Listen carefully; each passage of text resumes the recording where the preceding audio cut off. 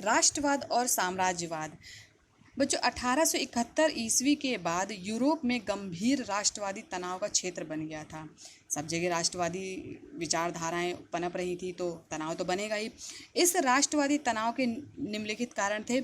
इस क्षेत्र की अपनी भौगोलिक व जातीय भिन्नता थी, यानी कि यूरोप में क्या थी, यूरोप में अपनी भौगोलिक और जातीय भिन्नता थी। बाल्कन क्षेत्र में आधुनिक यूनान, जो इस समय जो यूनान है यानी ग्रीक है, Romania, Bulgaria, Albania, Macedonia, Serbia आदि देश थे।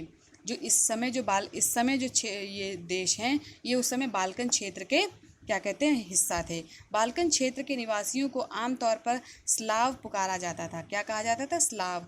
और ये स्लाव भाषा बोलते थे। और कौन सी भाषा बोलते थे? स्लाव भाषा बोले थे। ये सभी तुर्कों से भिन्न थे। ये क्या थे? ये तुर्कों से एकदम अलग थलग थे।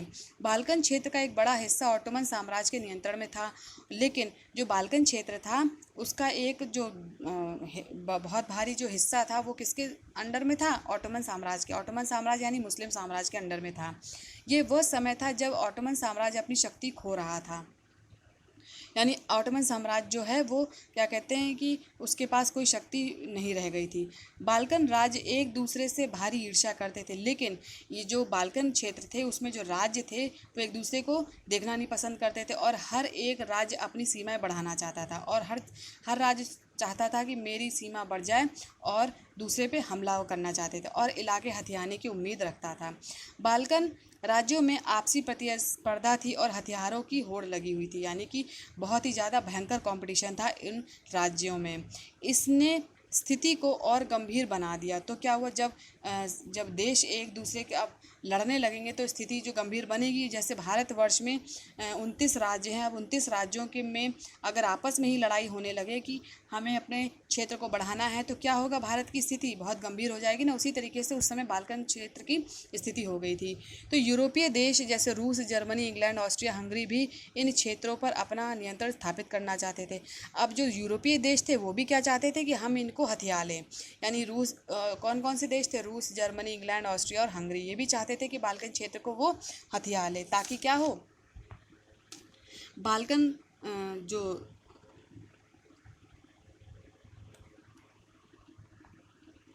ताकि क्या हो कि काला जो बाल्कन क्षेत्र है, जो क्या कहते हैं कि वो काला सागर से होने वाले व्यापार और व्यापारिक मार्ग पर उनका नियंत्रण हो सके। क्यों? क्योंकि क्या कहते हैं, वहाँ पे जो काला सागर था वहाँ पे व्यापार भी होता था और उससे फ़ायदा भी होता था, और इससे क्या हो कि जब वो हथिया लेंगे उन क्षेत्रों को तो उनके पास व्यापारिक मार्ग भी आ जाएगा। उपर्युक्त कारणों से बाल्कन क्षेत्र में यूरोपीय देशों और इन राज्यों में आपस में कई युद्ध भी हुए, और इसकी वजह से क्या हुआ, आपस में लड़ाइयाँ भी हुई, जिसका अंतिम परिणाम ये हुआ कि प्रथम विश्व युद्ध 1914 वाला हुआ। ठीक है, और ये बहुत भयंकर विश्व युद्ध हुआ था उस समय। साम्राज्य से जुड़कर राष्ट्रवाद 1914 में यूरोप का महाविपदा यानी महाविनाशक की ओर ले गया, और जो 1914 वाला जो राष्ट्रवाद का जो साम्राज्यवाद को बढ़ाने के लिए या राष्ट्रवाद को अपना बढ़ाने के लिए यूरोप का जो महाविपदा यानी जो महाविनाशक ये जो युद्ध था, ये जो है क्या कहते हैं कि बहुत ही भयंकर था। ठीक है, इस बीच विश्व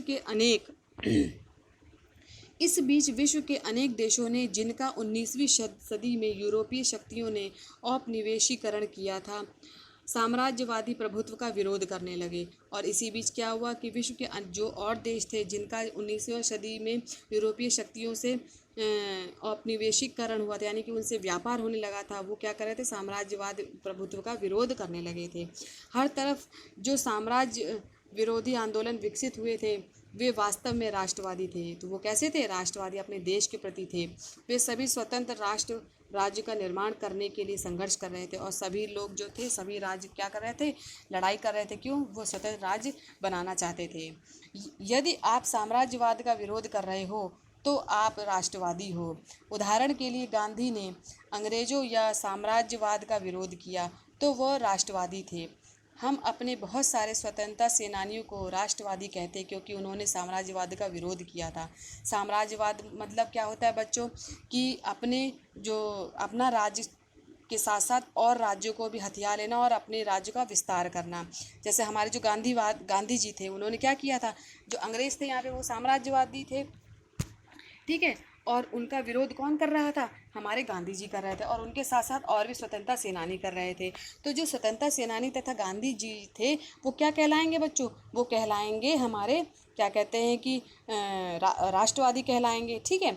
और इन्होंने वो क्या कर रहे थे, वो साम्राज्यवाद का विरोध कर रहे थे। तो इसी तरीके से उस समय भी यही प्रक्रिया थी कि जो साम्राज्यवाद का विरोध कर रहे थे वो राष्ट्रवादी थे, ठीक है। तो यहाँ पर बच्चों आपका जो पाठ है यूरोप में राष्ट्रवाद का उदय समाप्त होता है, ठीक है। पूरे पाठ में अगर आपको कहीं भी कोई भी दिक्कत आई हो तो पूछिए, ग्रुप में डालिए, प्रश्न पूछिए। धन्यवाद बच्चों आज की कक्षा के लिए।